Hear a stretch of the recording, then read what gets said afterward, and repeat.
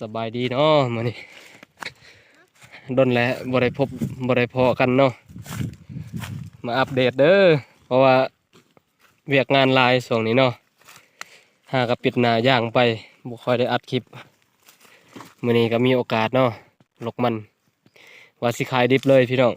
จักสิได้โลเท่าใดเนาะมาเบิ่งมื้อนี้วันที่24เนาะมื้อนี้เนาะ24เดือน1 2026เนาะว่าเฮาสิได้ โลเท่าไรเนาะ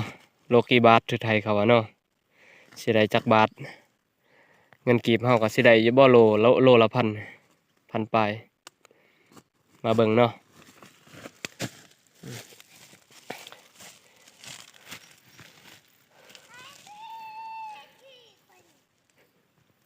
ฮะจักหน่อยยัดแล้วเนาะสิไปส่งและสิทายพี่น้องเบิ่งว่ามื้อนี้ได้จักสอบแล้วก็สิได้เท่าไรเนาะสิได้โลเท่าไร